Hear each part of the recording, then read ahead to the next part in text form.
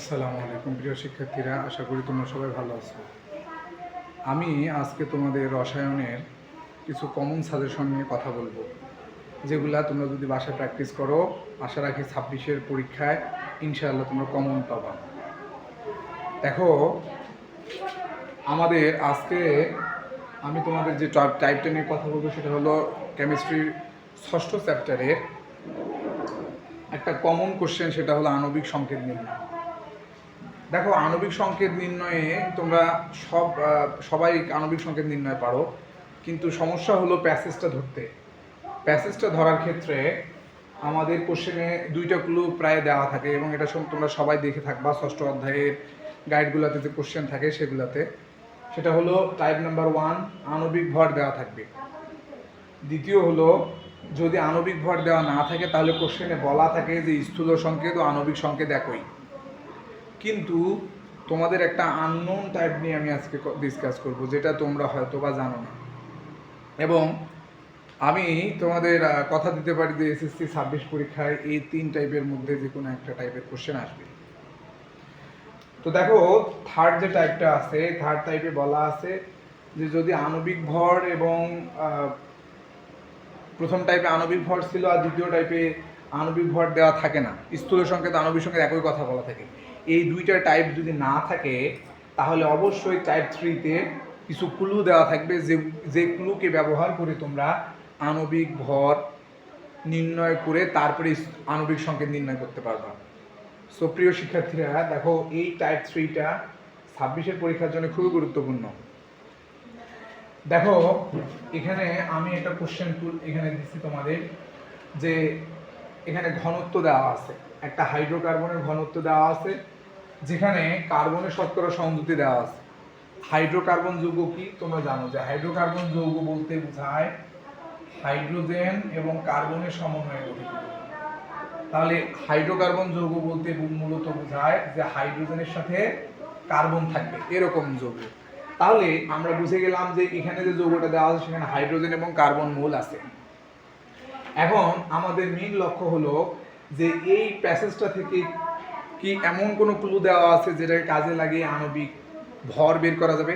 দেখো, এই প্যাসেজে জাস্ট ঘনত্ব দেওয়া আছে এবং বলা আছে শতকরা সংযুতি, কোশ্চেন হলো আণবিক সংকেত নির্ণয়।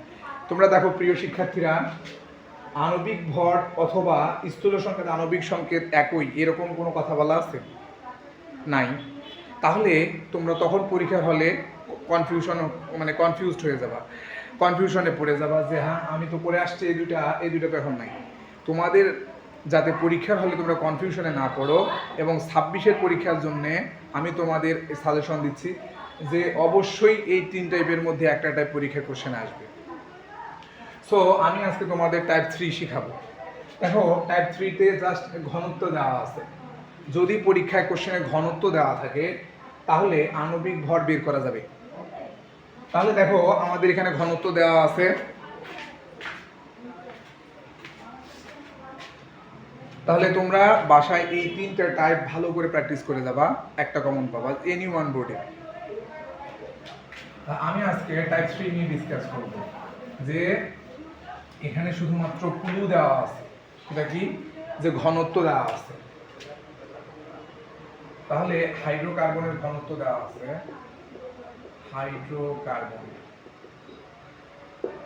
ঘনত্ব কত, 1.878 গ্রাম পার লিটার। ইট মিনস, বা এটা মানে বোঝায় যে প্রতি লিটারে 1.878 গ্রাম যৌগটা আছে, অর্থাৎ 1 লিটার দ্রবণের মধ্যে এত গ্রাম যৌগ মিশানো আছে।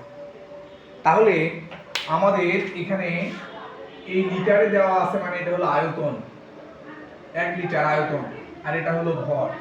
তাহলে আমাদের আয়তন এবং ভরের কিন্তু পরিমাণ এখানে দেওয়া আছে। এইটাকে আমরা কাজে লাগিয়ে আণবিক ভর বের করতে পারবো। সো প্রিয় শিক্ষার্থীরা, টাইপ 1 এবং টাইপ 2টা তোমরা সবাই জানো, বা টাইপ 3টা তোমরা জানো না। এবং আমরা এই টাইপ 3 কিভাবে সহজে করা যায় সেটা আজকে শিখব। দেখো, আমরা প্রথমে ঘনত্ব এখানে দেওয়া আছে, তাহলে আমার কাছে ভর এবং আয়তন আছে, আমাকে আণবিক ভর বের করতে হবে। আণবিক ভর আমরা জানি আণবিক ভরকে কি দিয়ে প্রকাশ করা হয়, আণবিক ভরকে ক্যাপিটাল এম দিয়ে প্রকাশ করা হয়। তাহলে আমার কাছে ভর আছে, আয়তন আছে, আণবিক ভর বের করতে হবে।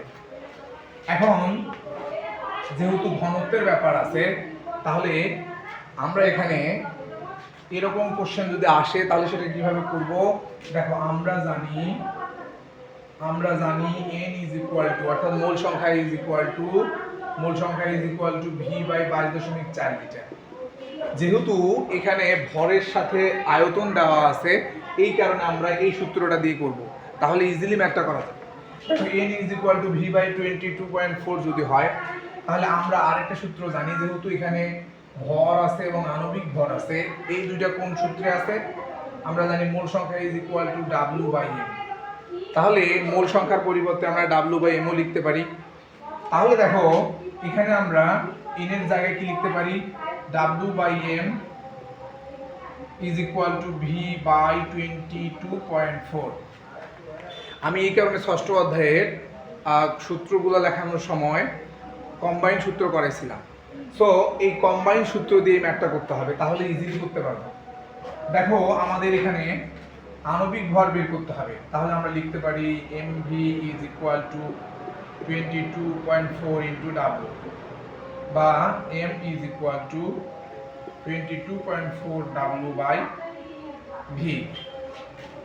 তাহলে এটাকে মান বসাও, তাহলে 22.4 ইন্টু w বলতে কত গ্রাম? এই যে ঘনত্বের মধ্যে গ্রাম আছে, সেই গ্রামটা এখানে বসবে। কত গ্রাম আছে? 1.878 বাই v। v কত আছে? ওই যে একটু আগে বলছিলাম, এটা দিয়ে বোঝায় যে 1.878 গ্রাম বাই 1 লিটার। প্রতি লিটারে যেহেতু আছে, তাহলে এখানে আয়তন হবে 1 লিটার। এটাকে যদি তোমরা ক্যালকুলেশন করো তাহলে পাবো 42.02 সামথিং। তো এইটাকে আমরা সর্বসমভাবে লিখতে পারি 42। বুঝা গেছে? তাহলে আমাদের এই আণবিক সংকেত নির্ণয়ের ক্ষেত্রে প্যাসেজে যদি তিনটা টাইপ, মানে প্যাসেজে তিনটা টাইপ দেখতে হবে। এক, আণবিক ভর দেওয়া থাকবে, ভালো। যদি না থাকে তাহলে এই কথা বলা থাকবে যে স্থূল সংকেত এবং আণবিক সংকেত থাকবে। আর যদি সেটাও বলা না থাকে, তাহলে থার্ড টাইপে এমন কোনো ক্লু দেওয়া থাকবে যেই ক্লুকে ব্যবহার করে আণবিক ভর বের করা যাবে। এবং প্রিয় শিক্ষার্থীরা, আমি তোমাদের এই টাইপটা ভালো করে করার জন্য বলবো, কারণ এটা তোমরা অনেকে জানো না। তো আণবিক সংকেত নির্ণয় করতে পারবা, বাট আণবিক ভর জানা না থাকলে আণবিক সংকেত বের করা যাবে না। তো প্রিয় শিক্ষার্থীরা, এভাবে তোমরা এই তিনটা টাইপ যদি বাসায় এই তিন টাইপকে কেন্দ্র করে কোশ্চেন প্র্যাকটিস করো, তাহলে ইজিলি তোমরা আণবিক সংকেত পরীক্ষা দিতে পারবে। তো তোমাদের জন্য শুভকামনা। সামনের দিনে আমি তোমাদের আণবিক সংকেত কিভাবে নির্ণয় করতে হয় সেটা শেখাবো। আজকে এই পর্যন্তই, ধন্যবাদ।